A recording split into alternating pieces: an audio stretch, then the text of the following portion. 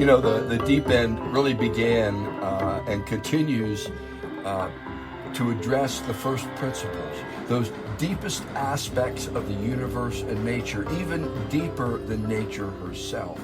We've talked about the hows and the whys. Science deals a whole lot with the how, but the why, that's where we're getting into where science, philosophy, art, poetry, all of them come together. Religion, it's called metaphysics. And metaphysics is about the ultimate why question. Why is there anything at all? Today, if you've been following, you have a good sense of what it looks like to me. There are two universes, two orders of understanding that these understandings come out of. There's the West, which is Jewish, Christian, and Muslim mostly, and then there's the East, which is Hinduism, Buddhism, and Taoism mostly. So the word metaphysics really means what is behind or after the natural, the physics. Well, we're going to go there today, and where we go, it's not reasonable at all. That's all I can say, because what we're talking about is something that exists before reason, before space-time. And this is what physics has come up with, that physics is not enough. It's just not enough. If we pull on the threads and we use causation, which is pretty much what the West does, is we try to pull the threads like pool balls, retracing it back. And we can do that in the universe because the universe has time and space and causation.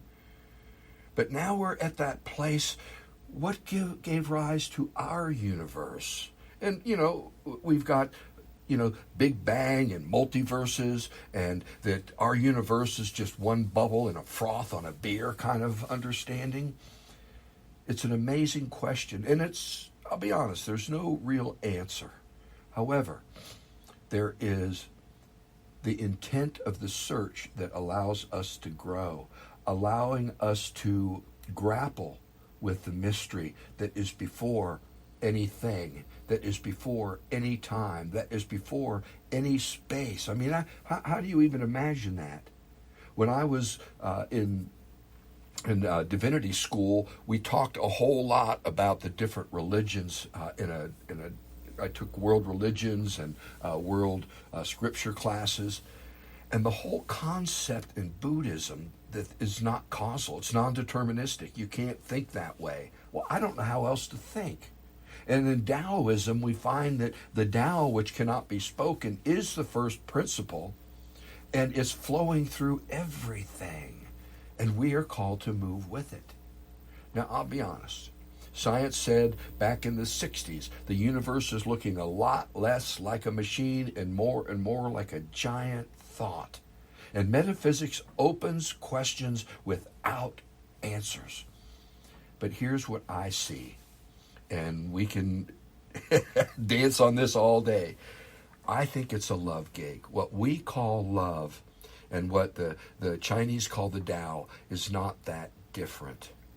And love is a perfect state of consciousness with no thing, no time, no anything. But love without an object to love upsets the very symmetry of what love is.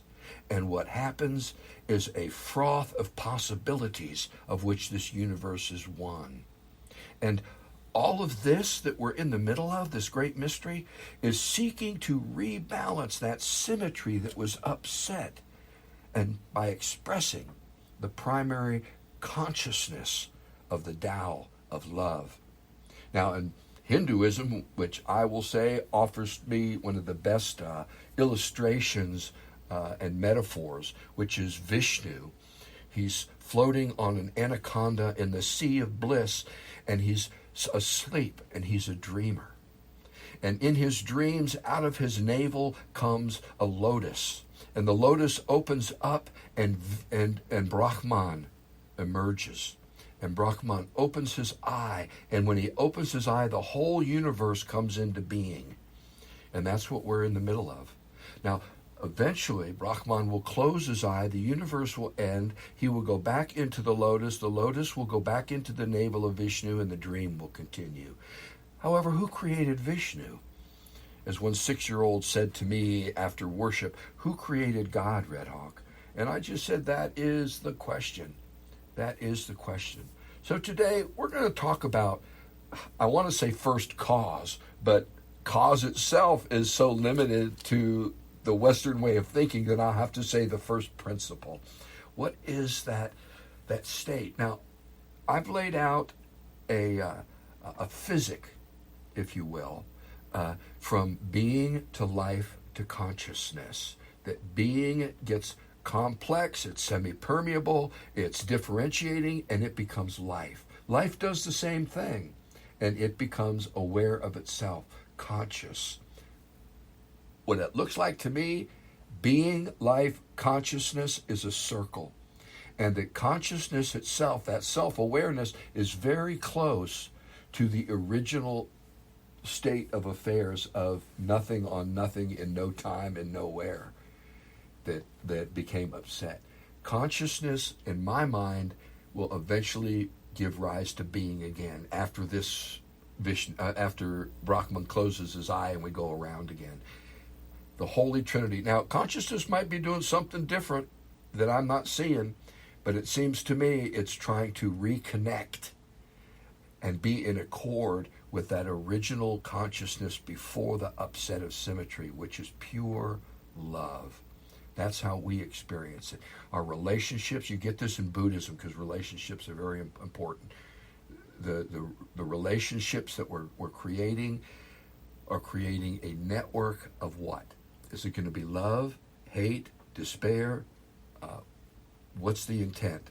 I am convinced in my heart the intent of consciousness through creating being and life and self-awareness is to move in accord with this balance that equals love, justice, and is based on truth. I just laid out a whole bunch, and they're unanswerable questions. Look, we can go back to Heidegger, to Husserl, to Wittgenstein, all these people. We can go back to Buddha and Lao Tzu, but the same questions are here, and we've got whole new ways of approaching them, especially with science. So I think it's a love gig, but let's be honest. The real question is, why is there anything at all? My view, love is trying to do what love does, which is it needs to embrace. Could you imagine being pure love and having no object to embrace, nothing to be in relationship with? See, I think this is the primary cause. Now, is it or not? Damned if I know. I'm giving my best shot based on my experience in my life and my studies and my meditations and prayers. So I'm going to turn it over and see what Bob and Marianne have to say. Bob's coming from Florida, Marianne from out in Spokane Valley, Washington, and I'm in Spokane up on the South Hill. So, Bob, I'm going to turn it over to you first. I just laid out a whole lot of why anything at all. Any comments or any insight? Well, first of all, we've got to realize that insight. Yeah, there you go. I'm sorry, I had to any say insight that we might bring to the question is going to be some degree of anthropomorphizing. We're trying to understand the universe as human beings.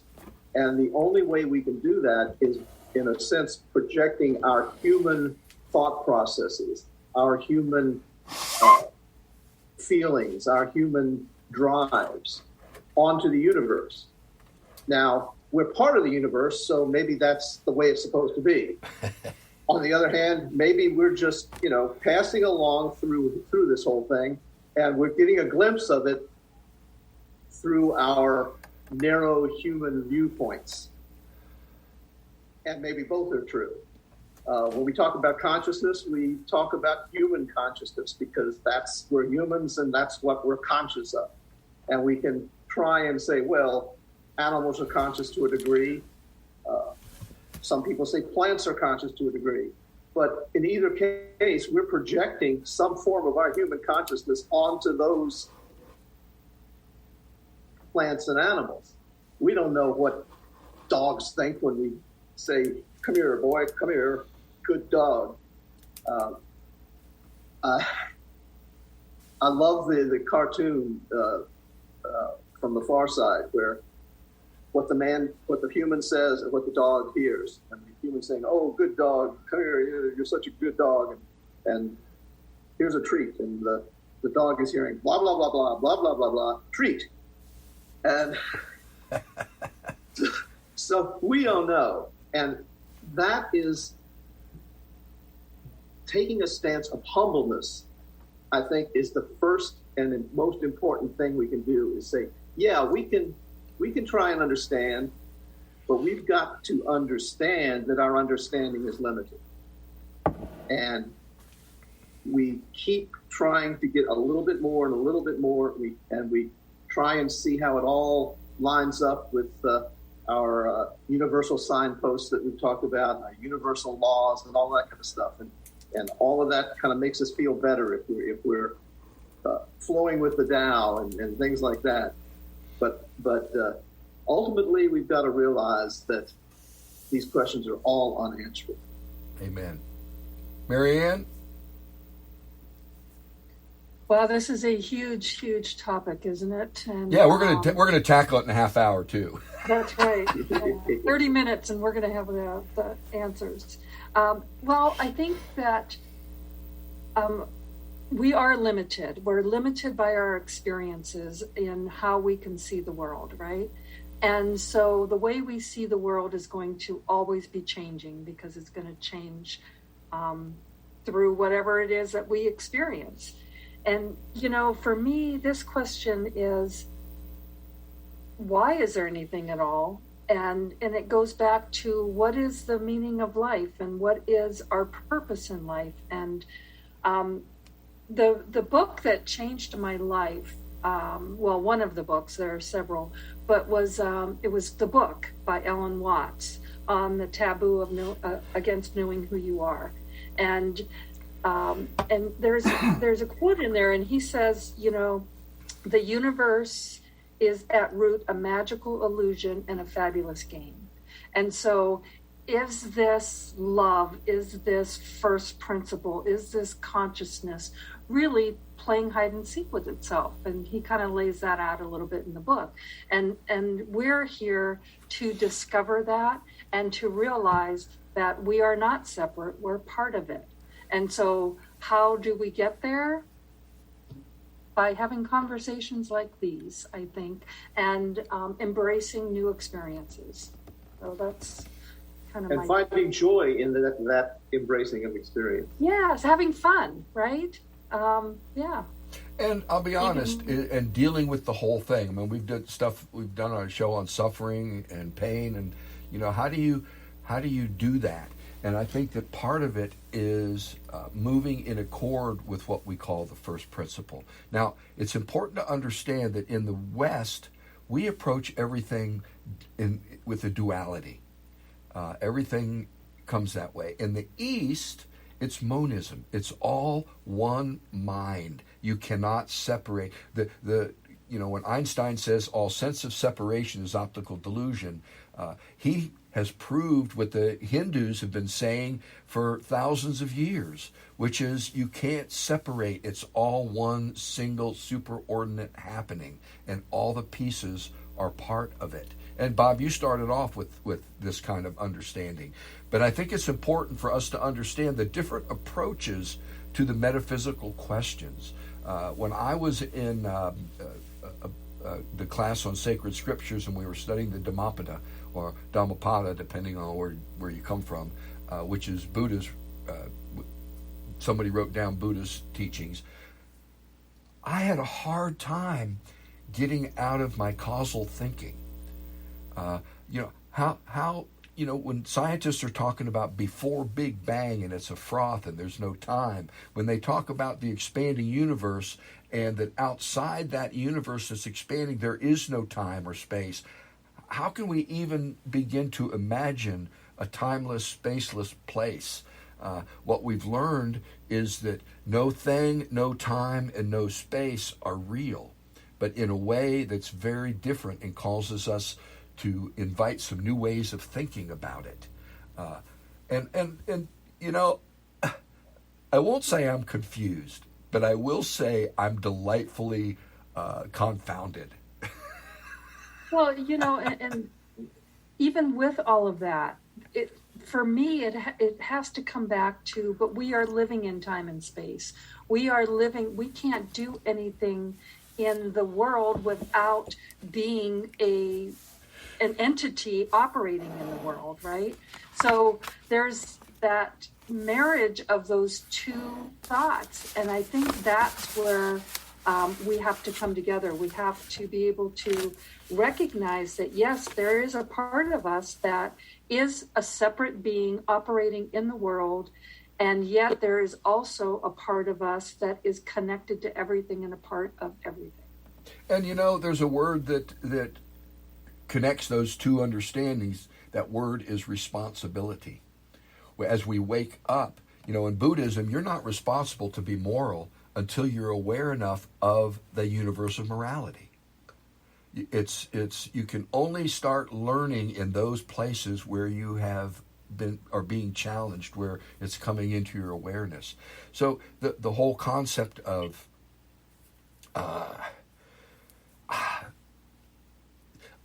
being informed in space and time by something that is not space and time referenced, and to have some assurance that that's real and that we are participating, even while in space-time, in something greater than space-time itself. Now, very well said. That's not a belief for me. That's an experience. Now, is that experience just one more delusion? That, the consciousness is a house of mirrors, man, and we can chase our ass in a whole lot of different ways. And I ask myself, am I just chasing my ass in one more way? But I don't think so. I think when I read the Tao Te Ching and the readings of Lao Tzu especially, nothing chasing its own ass, if you will, in a world of asses. and we can't leave the world of space-time. That's what Wittgenstein kept talking about. Our language itself restricts us from understandings beyond our understandings. And that's what's so cool about science and the human family's journey and staying as well informed as you can. This is a trip, man. Consciousness is doing something, and we're in it.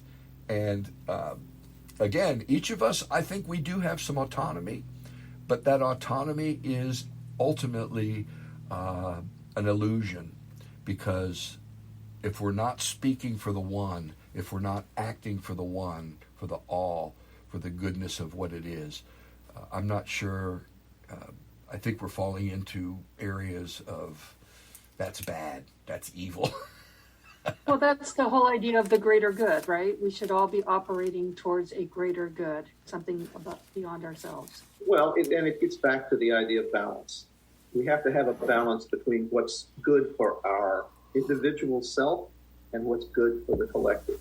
And we're constantly in that balance. And either way you go is, if you're not constrained by the opposite, if you're not pulled back into balance, then that leads to evil. And that's what we're confronted with all the time. We get impassioned on some idea, some group that we've suddenly become aware of, and we're joining, and they've got all the answers, and we jump onto that bandwagon, and we're going with it, and we're going and going and going. And suddenly we find that we've gone too far. And we have to stop and say, wait a minute, what's the other side of the coin? What's the thing that's going to balance this excessive emotion that I'm bringing to this particular idea or belief or whatever? How do I balance that so that it fits in to the larger scheme of things? And that I think is the constant struggle of consciousness. And I think that part of religion has been to try to offer something in that, and it also has gone too far and loses sight of its original intent. And that's why we have to keep renewing, resurrecting new ways of looking and seeing the world. And I didn't mean to cut you off, Marianne. Oh no, that's okay. And dying to what we used to think. So the whole idea of death and resurrection, those concepts are very much a part of who we are. And Red Hawk, you started out saying this. No one has all the answers,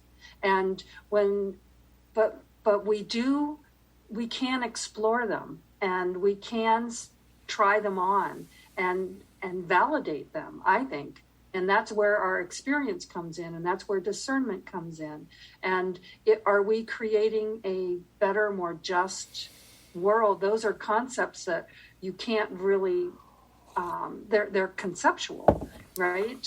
There's no way to really test them or have a scientific method to prove that somebody is in love, or to prove that this is justice, or prove the wisdom. And yet, we have to be able to discern what is moving us towards those things that we cannot completely quantify. And learn to talk about them. And I think that's part of what philosophy and science have raised, the field of ethics and morality, epistemology. How do we know what's true and real?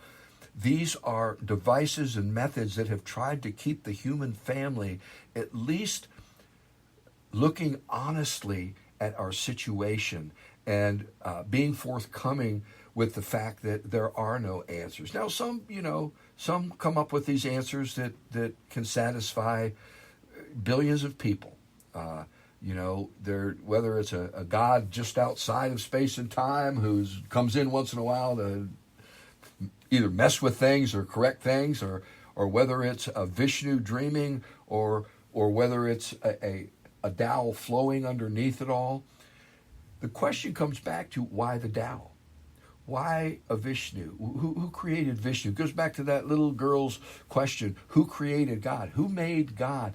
And of course, I think human beings have made God to try and understand some things that that can't be anthropomorphized, but the only way we can lay hold of them is to anthropomorphize them, or metaphor or something like that. Go ahead, Bob. Yeah, Carl Jung very seldom use the word God. He used the word God concept.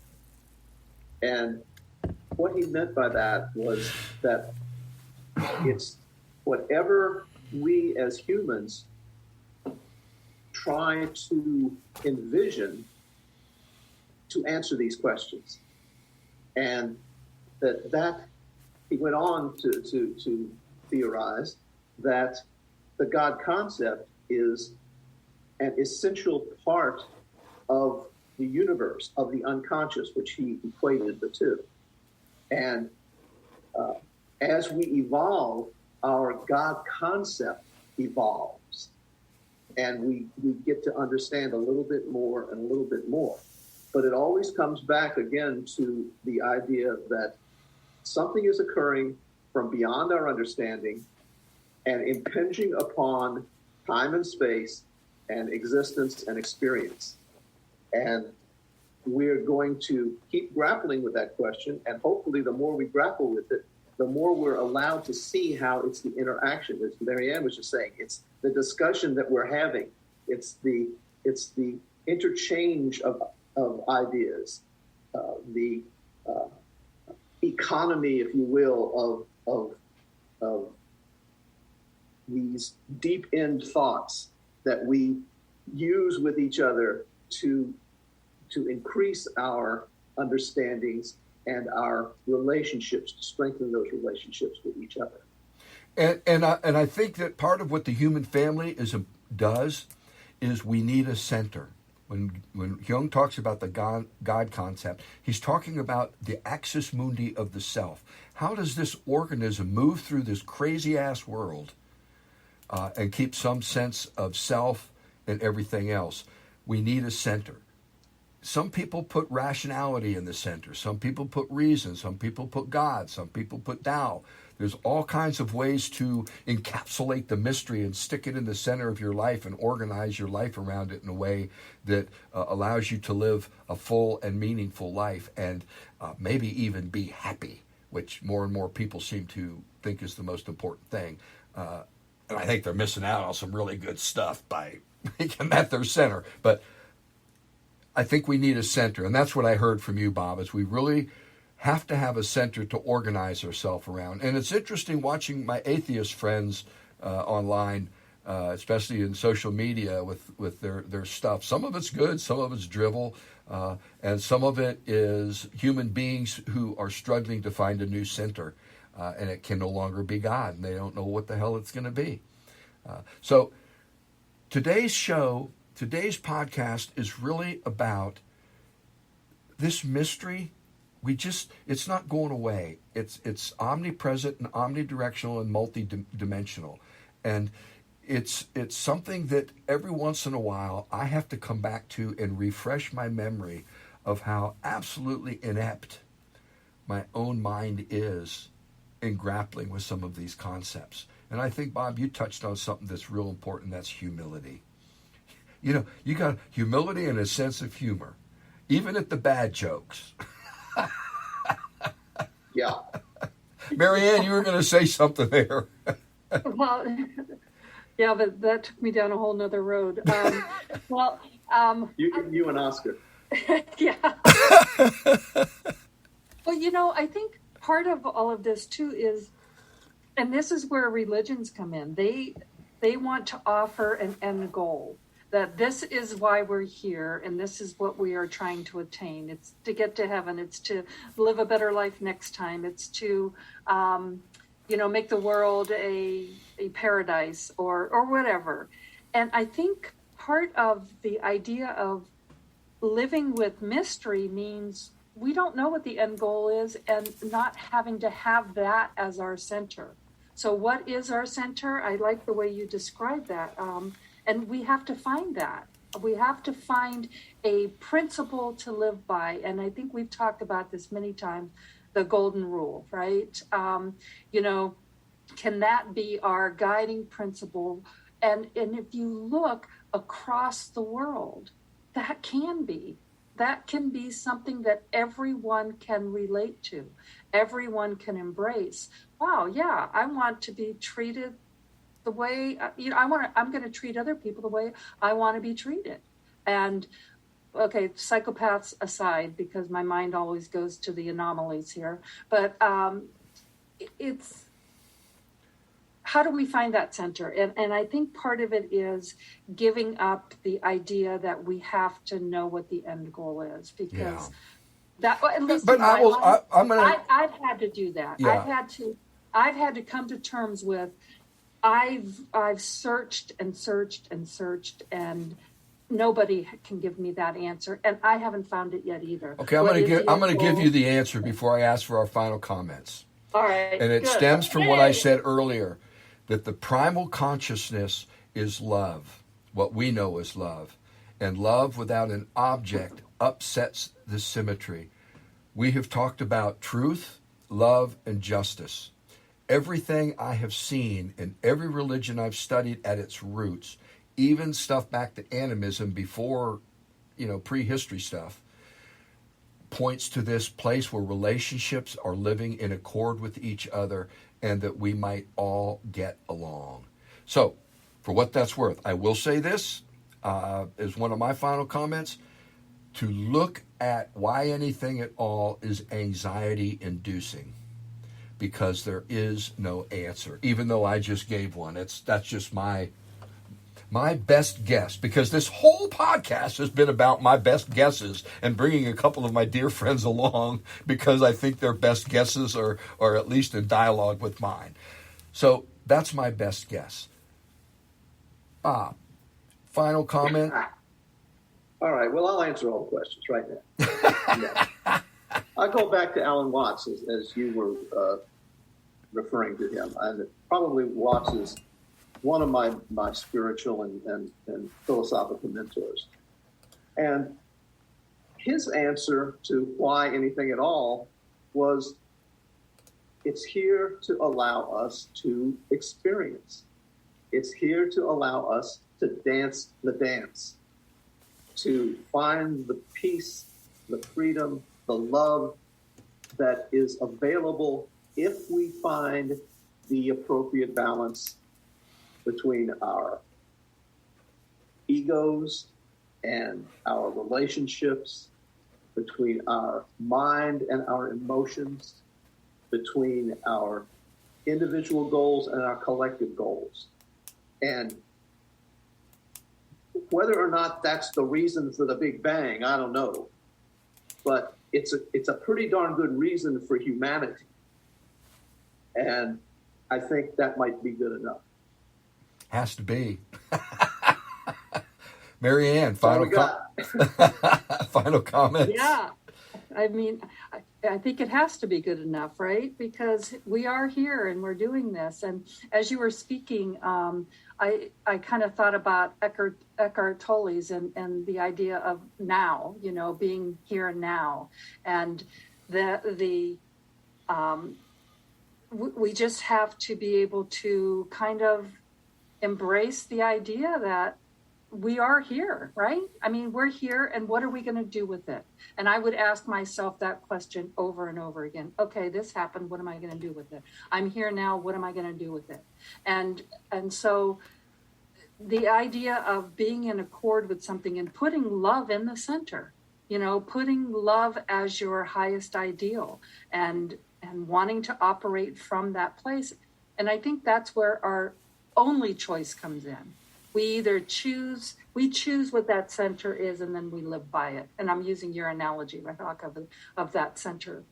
But, we choose whatever that is for us, and then we live by it. And that, once we make that choice, everything else kind of just happens. So. Yeah.